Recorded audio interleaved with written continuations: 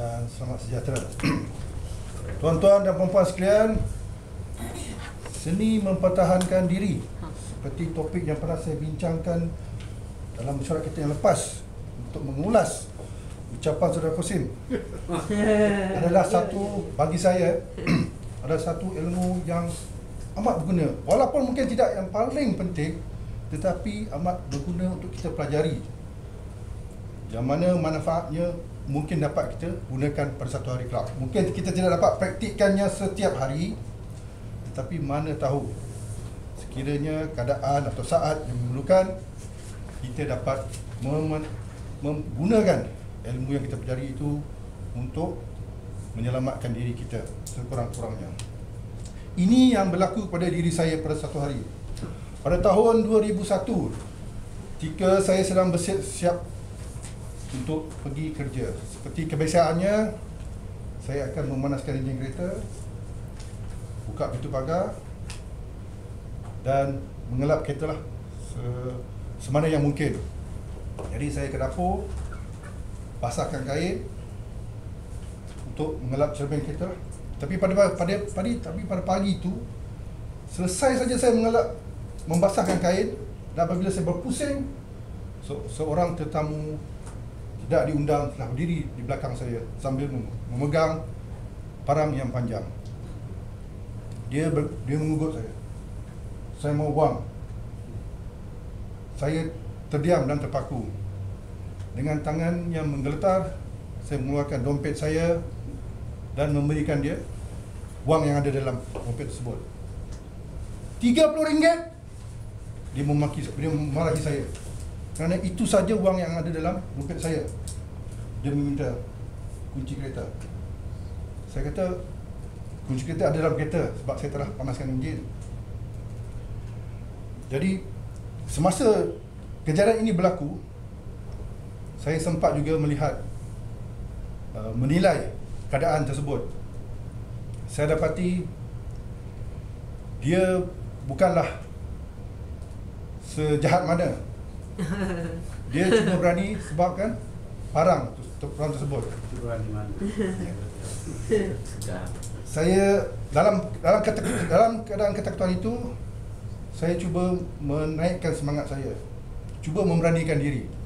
Dan ketika kami daripada dapur untuk ke hadapan, untuk keluar rumah, untuk ke kereta, isteri saya yang kebetulan berada di atas dan telah pun turun, berada di tengah-tengah rumah. Dia pun ternampak kami berdua, dan saya sempat menjerit pada dia, lari. Dalam keadaan panik, isteri saya pun berlari sambil menjerit ke rumah jiran. Dalam keadaan panik begitu, si penjahat itu cuba untuk mengejar isteri saya. Dan dalam saat yang cukup pendek itu, saya membuat keputusan sama ada untuk membiarkan dia pergi atau untuk melawan. Saya memutuskan untuk melawan. Saya tangkap tangan dia yang memegang parang itu. Apabila saya memegang tangan dia, anak saya ketika itu berada dengan saya sempat melarikan diri. Jadi saya dapat tahu isteri dan anak saya telah berada di luar rumah. Jadi saya memfokuskan tenaga saya untuk berlawan dengan si penjahat itu. Kami pun bergelutlah dengan parang tersebut, bergelut-gelut, dan nasib baik dari segi kekuatan saya rasa kami sama kekuatan. Dan kami bergelut daripada dalam rumah sehingga keluar rumah. Sungguh lama pergelutan tersebut, dan akhirnya secara tiba-tiba saya terjatuh bersama-sama dengan parang tersebut. Jadi apabila penjahat itu melihat parang sudah jatuh, dia pun panik. Jadi saya pun nak mengambil parang tersebut dan saya pun mengejar dia. Saya mengejar dia dan saya sempat memukul dia beberapa kali, dan dia terus lari menghilangkan diri. Jiran-jiran pun datang, selepas itu jiran-jiran pun datang dan berjumpa dengan saya sambil minta maaf sebab tak berani nak menolong. Dalam keadaan yang begitu, tidak berani hendak memberikan pertolongan. Dan apabila polis datang kemudian, mereka membawa saya ke hospital dan seterusnya untuk membuat laporan polis. Polis juga menasihatkan saya dalam keadaan sebegitu sepatutnya saya jangan menjadi hero dan biarkan saja apa yang orang itu nak buat. Rumusan dari rentetan daripada cerita tersebut, saya mula menjinakkan diri, mendalami diri dalam seni mempertahankan diri. Dan antara seni yang saya pelajari ialah Aikido.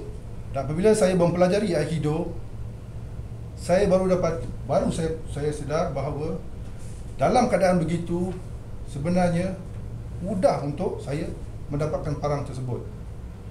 Cuma pada masa itu berlaku saya tiada pengetahuan.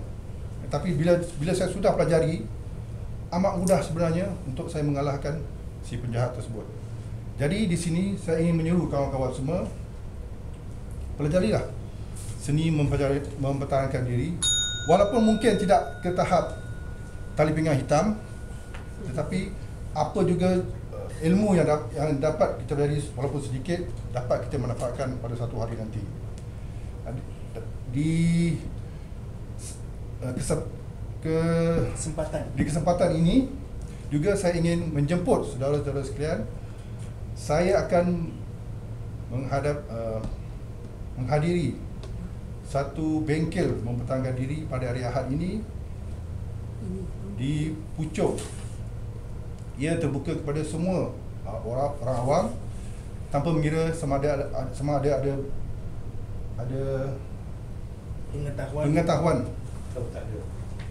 pengetahuan bela diri ataupun tidak. Sama-samalah kita mempelajari sedikit sebanyak ilmu mempertahankan diri untuk kebaikan bersama. Sekian.